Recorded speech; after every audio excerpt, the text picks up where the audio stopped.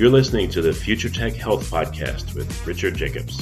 Until I reached age 40, I never realized the obvious, that we all have medical issues, or we at least have a family member or close relation that has, or will have them in the future. Medicine and biological systems are the final frontier. Until we've conquered death, figured out how life began, cured cancer, and understood our purpose in the universe, there's a heck of a lot to talk about when it comes to our health. Future Tech Health means I'll be covering futuristic topics that are actually already in clinical trials, or even starting to appear on shelves or by prescription, or available for your own use.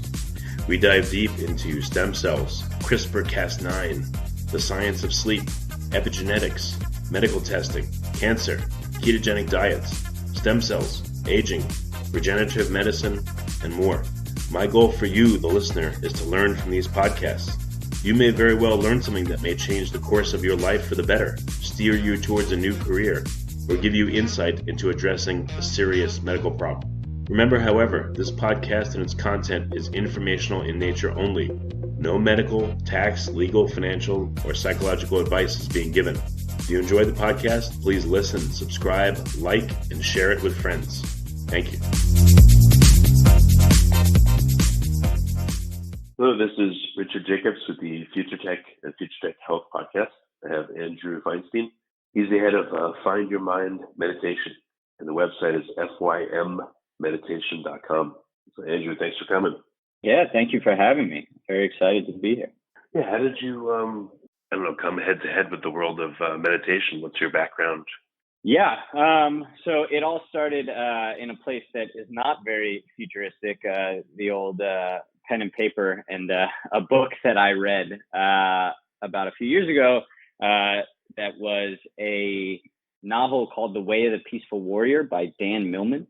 And the book had these like undertones of, trying to find your meaning in your life and trying to make sense of, the limited time that we kind of have here on the planet. And I found myself reflected a lot in the character. And when I finished the book, my tangible takeaways were give meditation a try, which was, one of the tools that the main character was using, or try and find a spiritual teacher in a gas station, which is kind of the premise of the novel. And I figured that the first one would be an easier attempt, if you will.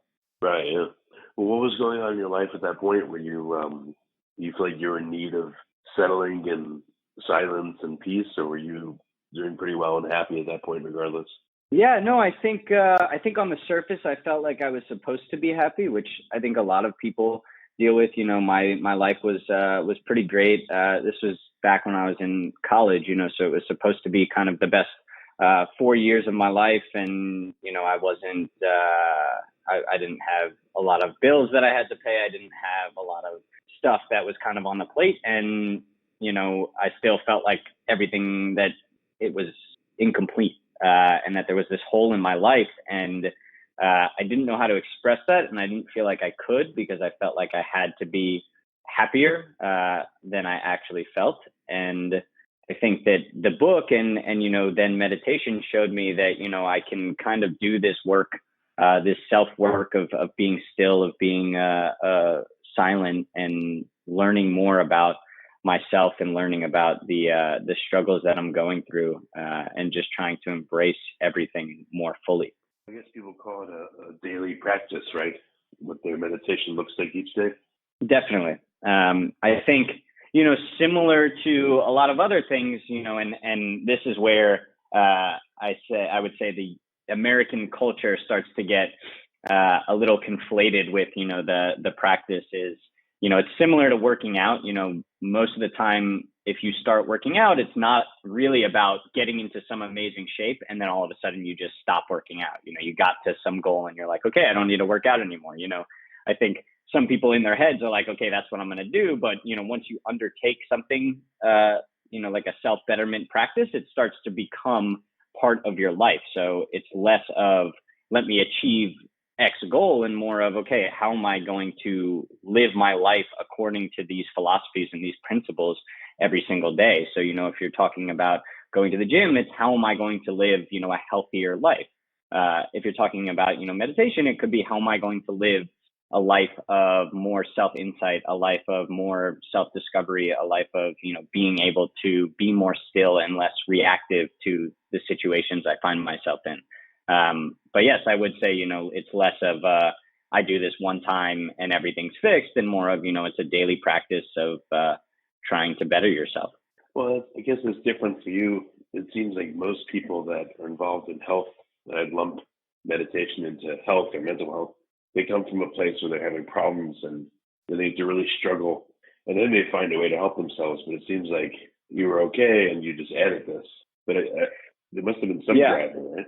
Yeah, I think, I like to kind of put it into two different buckets. I think, there's this idea of reactive meditation practices. So meditation practices that come from, feeling some struggle in your life, having, some disease or some sickness or some catastrophe. And, you find this practice as kind of a tool to help you navigate through that. And then there's also proactive, where you take up the tool just because you want to explore it and you want to see what it does. And I think it's when you do that you're able to actually deal with catastrophe when it comes, rather than have to all of a sudden learn a new tool.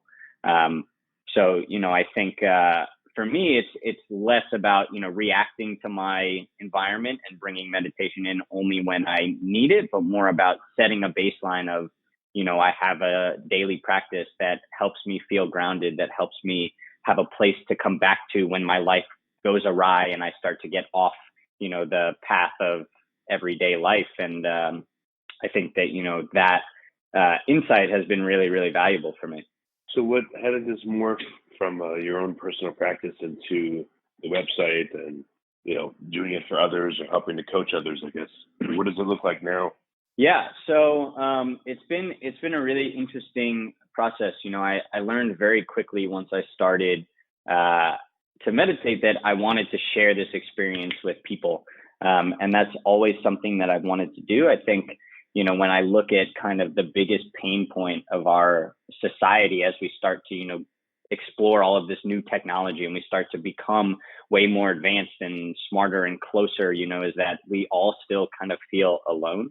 And, I realized quickly when I started to gain insight into myself that, how great would it be if I could better myself amongst others who wanted to do the same thing. And I think, that's why people gravitate towards group fitness classes, because you can, do something with a community of people and you don't feel like you're going through struggle on your own. And I think, that's kind of the key insight I had, is that everybody goes through struggle. It's a matter of, do you want to publicize it and work through it with people and acknowledge it? Or do you want to just kind of fight through it on your own, trying to ignore the difficulty and just trudge through life, working your ass off, even though there's other things that can help you enjoy the moment more. So, after I would say about 2 or 3 months of exploring, meditation really deeply and reading books every day and practicing every day, I realized, that I wanted to share my insights with people my age, so I started to discuss with college age students, these things that a lot of my contemporaries were unaware of. And they, saw meditation as kind of this woo-woo spiritual thing that, was not for them and didn't fit into their religious perspective. And, not a lot of people were recognizing that there's so much more here. And I think, while there are so many apps and companies doing the education component, I found that they were missing this key demographic of, the college age, the young professional, the kid that feels like they need to keep their head down and grind, and that they can't, look up and be still until, they have enough money or enough status to do so. So, for me, I wanted to immediately start teaching these people that, in the struggle, in this keeping your head down and going, that you could actually still enjoy the moment, that you could take the time every morning to, set yourself in a good mindset so that you can actually attack the day more wholly and more fully. And you don't feel like at the end of your day, you need to come home and, crack a beer and watch Netflix and just tune everything out, but rather, you can feel like you're getting the most out of each minute that you are awake and conscious and alive. And this was kind of the inspiration that led me to write and publish my book, which is called Find Your Mind: Meditation for the Bold and Ambitious. It was, after working with a bunch of college-age kids and seeing the value that they were getting from this, I said, why can't I put something out there that targets this demographic, that targets the, 18 to 30-year-old, the person who's got their head down and they're just working really hard, and also have it be written by somebody who knows what they're going through, not somebody who's been there before, but somebody who's actively going through it and trying to make the most out of that experience. So I think that was really the journey from, okay, I'm going to just sit, at the end of my bed with my eyes closed and attempt to meditate, to, okay, this can be something that I really spread with the world and actually do for a living. Yeah, that's interesting. I wonder what the difference is in someone that's 18, and I guess outside perception is like, oh, they're young and everything's easy and they're fine, everything's easy for them, versus someone that's like 50, 60 meditating, or someone that's 50 with kids and a wife and job and all those stresses and everything. Have you worked with people in different ages and in different stages of life in meditation? Definitely. And if so, have you observed how is it different for those people? Yeah, I think the difficult components and why I really felt like, I remember when I first set out to write the book, a lot of people were saying, well, why are you writing a book? There's so much already written in this space. Shouldn't you do something different? And I kind of said, I don't think there's anybody at this age level speaking to their contemporaries. I felt that, and I've worked with people of various age groups, and I feel like, while I can talk about the meditation with anybody, that there's a disconnect on actual life experience. That I feel like, it's harder for me to relate to somebody who has kids and has, a mortgage and has all of these things that, play into the struggle of life that I myself, have not yet experienced. And not to say that kids are a struggle, but, I think that when your life starts to get more complicated, there's a lot more moving pieces that, make you feel like, oh, I couldn't meditate. I can never close my mind. I can never stop thinking. I don't have any quiet spaces in my house. And it's much harder to help people or show people that you understand what they're going through. And that's why I felt, that being able to speak to this age demographic, and I could say, like, listen, like, I understand everything you're going through. I majored in marketing and finance and spent, the first years out of college working for a real estate property developer as a financial analyst, and, was keeping my head down and was on that path. And, I can relate to the feeling of, oh, I'm getting crushed at work and I have to be here until 2 or 3 a.m. every night. And, I can't find any time to meditate because I can barely find time to sleep. So I felt like I could relate to that experience and I could speak to it, and I could really help people see that even in the midst of, this period of your life where you're working pretty hard, that there's still value to be found in stillness and silence. And I think it was difficult when, I was learning the practice, that I had, people that were 50 or 60 telling me, that, oh, I should find the time to sit every morning, and that, how could I not possibly find the time? And I just felt like I couldn't, that I could look at them and be like, you have no idea what I'm going through. You're not my age. And, although that was definitely an excuse for me, I would say, now when I talk with people and they're like, listen, I can't find the time, I'm like, listen, you can't, because I've been there and I found it. And I know that, people can find it. So I think, it really allows me to speak to the actual life experience, which, meditation is not just something that you do every single day as a chore or a task. It starts to become part of your life. So, I think when you can relate to somebody's life, it, helps feel like they actually have something they can offer you.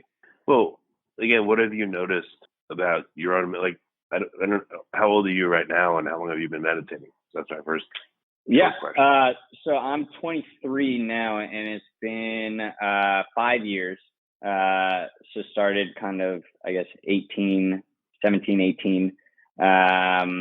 And yeah, so, I mean, it's been, a very vast journey of trying to amass a lot of knowledge very quickly. And then recognizing that, I'm not an expert by any means of, the people that have been doing this for 20 or 30 years. And I don't pretend that I know more than them. I just like to say that I have a different perspective, and one that I think still adds value to, this larger conversation of self-betterment and, these practices that have started to become very popular in our country.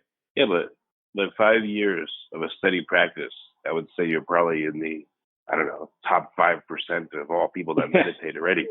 So what has changed, and what have you experienced over the 5 years? Can you put that into words? What's it like now when you meditate? What does it do for you? What do you feel like versus when you started? Yeah. So I guess the first thing that, comes to mind, and I think something that a lot of people can take away, and this is, a really tangible takeaway, is that I feel less reactive to the world around me. And this is something that, I think when you look at meditation on the surface and what the tool actually is, it's a tool that allows you to go within yourself and take some time to be still. And as thoughts arise, you slowly start to recognize them and then return back to your breathing or to whatever anchor you want to use, if we're talking kind of a mindfulness practice. I think that practice in and of itself and that repetition has allowed me to feel like I can, in real time, go to that place of stillness and decide how I want to react in a situation. So if somebody bumps into you on the street, I think it's a very knee-jerk reaction to get angry. And then often we don't recognize the anger, and then we become angry for the rest of the day without even realizing what caused it. So, somebody bumps into you on the subway, and all of a sudden you go home to your significant other or to your roommate and you yell at them because you're pissed off about some tiny little minute interaction that happened in your day. So, I look at, and I look at the changes in my life, and I feel like, I have that happen where, I walked onto the subway yesterday and somebody screamed in my face. I was like, whoa, I live in New York, and, there's a lot that happens here where stuff just throws you off of your even keeled, feeling of my day is going great, and all of a sudden something happens and you're like, okay, you decide how you react. You cannot control what other people do within your life, but you can always control how you react. And I feel like, that's been something that I've learned wholeheartedly from the practice.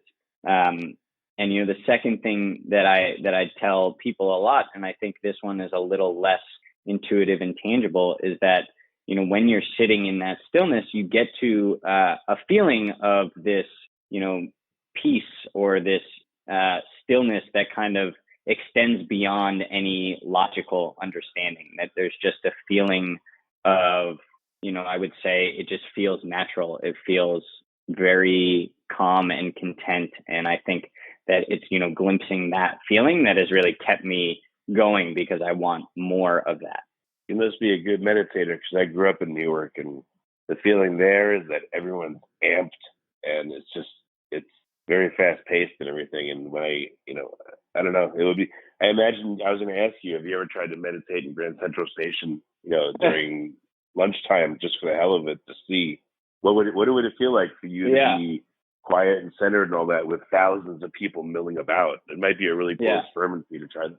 Yeah. So I haven't done Grand Central yet, but I met a friend, who wanted to start the practice today. We met in Washington Square Park earlier this morning to do like a small little session, and we're both sitting there with our eyes closed, back straight. It's hard not to notice when somebody's doing that, because I feel like it sticks out like a sore thumb, where you're like, oh, why is this guy sitting up so straight? Like nobody sits like this normally.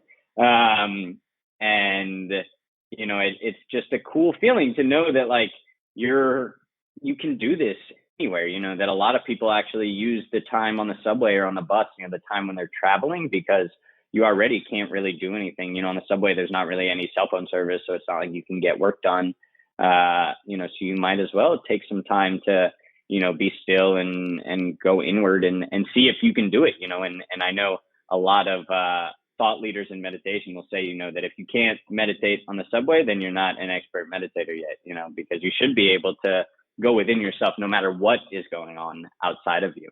And I think, that's very clear when like you are in a place and you start to notice somebody else's conversation, even though you might not have heard it before, there's our brain is able to tune into things and tune out very easily. So it's definitely something that can be done. And I think, scientifically and logically speaking, there are grounds to support that. Well, earlier when you were saying you're less reactive to situations, some people think that means you're dulled? You're less emotional, or you're less alive, or less happy, or less any of those things because you're less reactive? Or how would you describe it?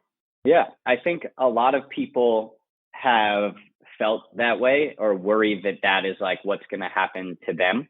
I have never heard personally that I am, emotionally dull, or that I'm not, in tune with my emotions. But I think people worry like, okay, when I hear this less reactivity, does that mean, that all of a sudden I don't care about anything and I'm just kind of this like lazy, like pillow that just like walks around the world and like does nothing? And I would say it's actually the exact opposite. I think what it allows you to do is it allows you to feel emotions and then decide whether or not you want them to remain or you want to move past them. So, when we kind of went back to somebody bumping into you and you getting angry example, if you decide, all right, that made me angry, but I can choose whether or not I want to carry this anger with me into the next phase of my day, or if I just want to let it go. So I think instead of becoming dull, you just become more aware of the emotions, and then they don't control you, but you actually gain more control over them. Well, I mean, I've told myself plenty of times to let it go, and I've certainly told my wife that, but sometimes it's very difficult to, and then it's frustrating. So is it that you need meditation does it give you more power to do that, to let things go? Or is there something else that you have to say to yourself or do in order to let things go? I think, it's really about having something that you can return to in those moments, So for me, if somebody bumps into me on the street, I pause for a minute and I go back to my breathing, and in my meditation practice, a lot of what I do is trying to pay attention to the feelings and sensations of my breath. And then when I get distracted, noticing the distraction and coming back to the breathing. So I think, if we stay on this example, if somebody bumps into me, my go-to will be just to take a step back, to return back to my breathing and, kind of look at the example and be like, all right, how am I feeling right now? That made me angry. Do I want to keep this anger in my system and, be angry for the rest of the day? Or do I want to recognize that, this was an accident and, I can let it go? I think the difference is, and where meditation comes in as value, is that in our heads, we say, yeah, we should let things go, but we don't actually like look at the feelings. We don't try and let them go. We just say rationally to ourselves, we should let that go. So I think, the difference is being able to actually be in tune with yourself more fully allows you to see these experiences and see these emotions and decide what you want to do with them, rather than just rationally saying, let it go. And, really you still have that emotion. You're just trying to move on with your day. So I know it sounds kind of conflated and the difference is a little bit subtle. But I think, the challenge with meditation where, the difficult selling point is, if you will, is, unlike a lot of these other things out there, I can't really show you the exact changes. I guess I could hook my brain up to, a monitor and show you that, there are changes that go on within certain regions of the brain. But, most of the science isn't what gets people to meditate. It's less about the hard facts of, okay, this is what'll change for you. It's more about, you just give it a try. You try to meditate and you see, what it does for you, and you try more than once. It's like anything, you wouldn't try something one time and give it up. You wouldn't go to your first day of a new job and be like, okay, I didn't like today, I'm quitting, and I think, like in everything, you just got to put some time in and see if there's value there for you. Do you have any memories of a really intense situation where your training came to your aid? I think, if I don't know if I would say really, really intense, but just, everyday arguments with loved ones and family members, where I feel like I'm almost a little bit more removed from the argument, where I feel like I can see it more fully. and I'm not so caught up in, the emotions to not be able to resolve something. I think, for me, I really like making sure that, everything that goes on in my, relationships with people is said, and, that I don't harbor any feelings against people in my life. And I think that, this is something that, being able to be a little bit more in tune with myself, and, in the midst of an argument, being able to go back to the breathing and be like, okay, do I really want to keep yelling at somebody that I have a lot of love for, or do I want to try and bring this up in a different way? And I think, that has really helped me, in my relationships with, family members and loved ones. So what are some of the difficulties people have that you work with, maybe ongoing ones that you've had? But like, what are the common things that, stop people from meditating or make it really difficult for them? Yeah. I would say the biggest one is that even once you commit to it, even once you say, all right, I'm going to give this thing a try, that there's no instant gratification. And I think, we've become a very instantly gratifying society where, you want to talk to somebody and you don't have to send a letter and wait for the response, but you can text them and, odds are they will text right back, or you can call them and talk to them, or you can even FaceTime and, see their face. So I think, we've gotten into this custom of, I want something, it takes me 2 seconds to get it, so I think a lot of people want the feelings that meditators describe, this less reactivity, this stillness, this ability to kind of just be more in tune with yourself. I think everybody would say, yeah, I would love that. But the problem is they do it once and they expect that to happen. And, as we've discussed, I said, I've been doing this for, 5 years now, and that I still feel like, to some extent I'm a beginner, because there are people that have done this, they do this for their whole lives, that it's something that they dedicate their lives to. You have monks that are spending hours and hours every single day, going inward and doing meditative practices. So I think that the biggest difficulty is that you got to realize that the changes are subtle and that they come not immediately, but, gradually. And I think that that's a very difficult thing for us as a society to accept. And I think, it mimics itself in, fitness as well, where, we want to work out and immediately get, the body that we're looking for. And you realize very quickly there as well that, it doesn't come right away.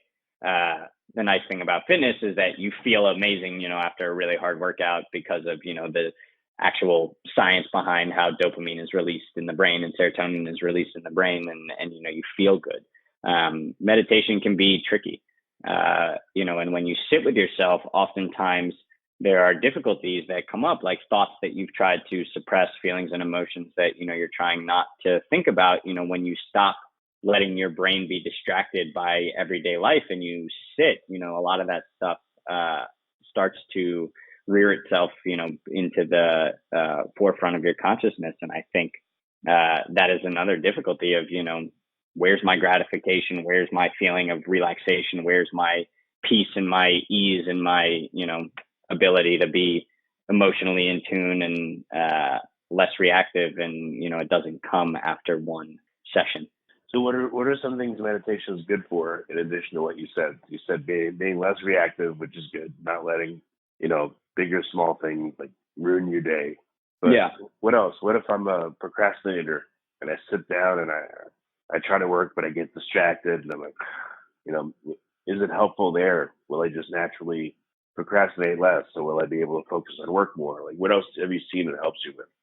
Yeah, I mean, I think the procrastination is an interesting example. I mean, I know, meditation has kind of become, I don't want to say a cure-all in, the health space, but I think people are saying, that it's got all of these outstanding benefits. And while a lot of them are true and have value and validation, I think it's really, it's an individual and personal experience, so usually, when somebody is procrastinating, they're avoiding something, that either, in my experience, it's been that, there are other feelings and stuff that are going on that, make you want to feel sluggish and lazy and not productive. So, taking a few minutes to just be with yourself and reset, and, even, just sitting and feeling your breath can really help you feel more in tune and ready to kind of attack whatever it is that you need to attack, and that's kind of a lot of the philosophy that I lay out in my book, is that it's less about, relaxation and more about just setting you up for, being able to do what you want to do with your life. And when I talk about, kind of doing a practice every morning and, having meditation be part of your morning, it's like every morning you're fueling yourself for the day. If you look at yourself kind of like a machine, which is kind of how the world, looks at us now, that we have to churn out a ton of work and we work ourselves really hard. And, we're basically like, we have to compete with machines for jobs. So, in that sense, if you're going to work really hard, and yet every morning what you do is you wake up 10 minutes before you got to go to work, and you get dressed really quick, and you grab a coffee, and you get to the office, and, the subway's delayed, and you're pissed off that the subway's delayed. And, there's all of this crap that feeds into, your fueling time. Then I think it throws you off for your whole day. So where I, talked in the beginning about meditation kind of being a proactive tool, one that you can use, to actually help your life now, even when things are good and you're not dealing with catastrophe, is being able to feel like you have something in the morning that grounds you, that recharges you, that helps you feel like you're ready to take on, a difficult day. And I think, a lot of the science behind that is the same thing, where a lot of people say, making your bed every morning helps you feel like you've accomplished something. And, I would say, a step further, that, doing the meditation, in addition to that feeling of accomplishment of, you did something difficult in the morning, is that it really helps you fuel your body and your brain in a way that allows you to make the most out of your day. Any personal discoveries you feel like you made about meditation that you don't hear commonly? Or is it, hey, you've joined the group of meditators out there, and yep, the benefits are what they said it would be. And is there any mystery to you, or is it like plain and simple and it just works? Yeah, I mean, I think for every person, it is a slightly different experience, and I don't know if I have any like golden nuggets of insight. And I guess the thing that I've realized is, I used to be the type of person that was very against anything spiritual, and I think to me, I understood the term spiritual as kind of like shamans and weird herbs and rituals and all of this stuff. But, they're, now kind of the term really means to me is, how you feel about yourself and your life, and how, you go about maintaining the betterment of yourself, and, making sure your life is where you want it to be, not just logistically, but, emotionally as well. I think, to me, that all of that feeling is what encompasses spirituality. And, I think the more that I've been able to embrace that, the more I've been able to learn about myself. And I guess, I talk about, self-insight a lot. And for me, that's really what, my meditation practice is at the moment, is just, the constant growth of comfortability with myself.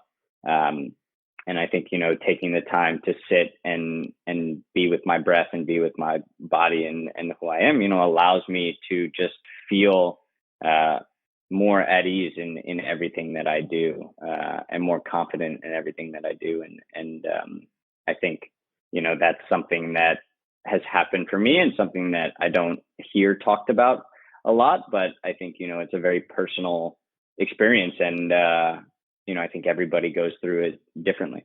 So what is Find Your Mind meditation about? That's what we'll finish with. What are you doing now to work with others? Yeah.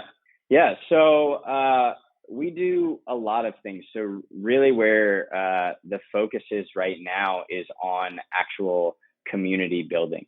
And, what I realized very quickly, like I said earlier, was that we're all lonely. And, if you go to a monastery, in Asia, it's not just some guy sitting in a cave, doing his meditation on his own. And while, that does happen from time to time, and, monks will take, time on their own to actually go deeper within themselves, they also have this community of people going through a similar experience. There are, hundreds of them that live in the same place, that are working on bettering themselves. And I think that, what we've done here in terms of taking meditation as a tool and making it something that is for, getting a leg up in the world and being better than everyone else. I think that that's kind of a lot of the slant that taken is like, get an edge up basically, and, be more in tune with your mind and be sharper and less reactive. And, I think for me, where I find a lot of passion in the space is bringing people together and making it seem like, this is not just an individual tool. And while, yes, nobody can meditate for you, that you can do it with other people that are also going through a similar experience. And I think that that makes you feel supported. I think that that makes you feel like you can actually continue the practice. So, what we've rolled out recently are, these dinner series where, people come together over food, and, they get to experience, meditation in some form, and, the beginning of that. And then they get to talk about their life and about their personal experiences. And, you go through this journey of actually feeling like you can connect with other people. And I think, that the prerequisite to that is being able to first connect with yourself. So I see, for me in the future of, what I'm trying to do is really trying to make people feel like there are others out there in the world who understand them, and that they also understand themselves. So, we've put a big emphasis on this dinner series, and, then kind of the follow-up every day is just, anybody who wants to learn meditation is being there as a resource, as a tool, that helps relate to people's experiences and helps them feel like, they actually have somebody that they can talk to.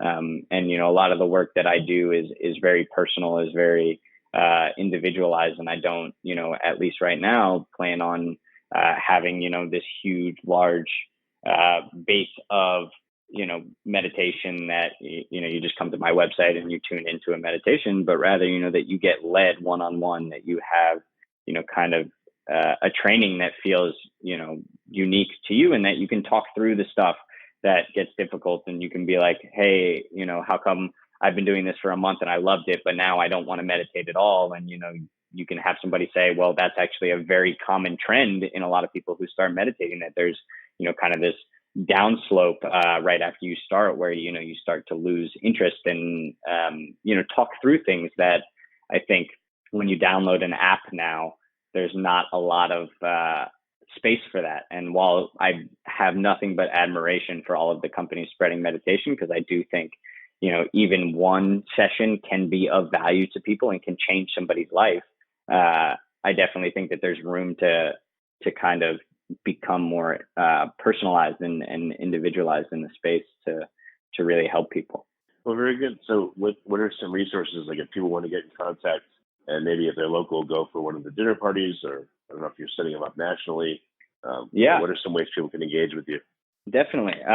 So the website has everything that people might need, talks about a lot of the stuff that I work on.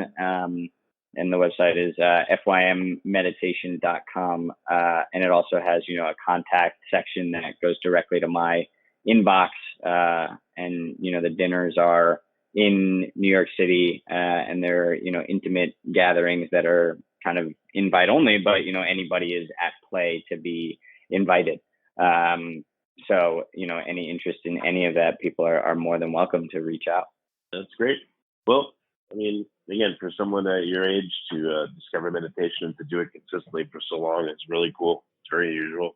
And, it would be interesting to find out. Actually, there's one more question. Have you spoken to anyone that's been meditating for 20, 30, 40 years, and what do they tell you? Anything interesting?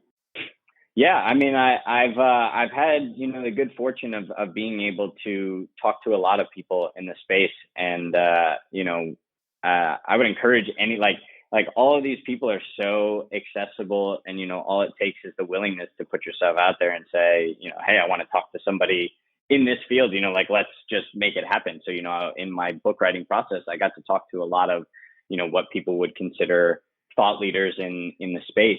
And, I actually asked all of them, what is something that you would say to, your 18 to 30-year-old self? So I guess, really what I was asking is, what advice would you give me? And, I think one of the biggest takeaways that I had was, people saying, just enjoy the moment more, and, find the practice earlier and spread this to more people, because that's really all we're trying to do. Is we're trying to have the most enjoyment, the most passion, the most purpose in our lives. And a lot of the people who've been doing this for, 20 or 30 years will tell you that, the amount that they have learned about what they need now versus what they were doing in the past, that if a lot of them could go back, I'm sure that, they would make some drastic changes. And while everyone is, pretty content on where they've ended up, everyone that at least I was speaking to, I definitely had the feeling that, people would have loved to have found meditation earlier, and, just committed to it and felt like, they were actually enjoying every single moment, like a lot of them feel like they are now. Very good. Well, Andrew, thanks for coming on the podcast. It's been a good call. Of course. Thank you for having me. I enjoyed it a lot.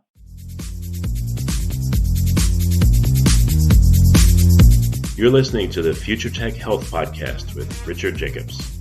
Until I reached age 40, I never realized the obvious, that we all have medical issues, or we at least have a family member or close relation that has, or will have them in the future. Medicine and biological systems are the final frontier. Until we've conquered death, figured out how life began, cured cancer, and understood our purpose in the universe, there's a heck of a lot to talk about when it comes to our health. Future Tech Health means I'll be covering futuristic topics that are actually already in clinical trials, or even starting to appear on shelves or by prescription, or available for your own use. We dive deep into stem cells, CRISPR-Cas9, the science of sleep, epigenetics, medical testing, cancer, ketogenic diets, stem cells, aging, regenerative medicine, and more. My goal for you, the listener, is to learn from these podcasts. You may very well learn something that may change the course of your life for the better, steer you towards a new career, or give you insight into addressing a serious medical problem. Remember, however, this podcast and its content is informational in nature only. No medical, tax, legal, financial, or psychological advice is being given. If you enjoyed the podcast, please listen, subscribe, like, and share it with friends. Thank you.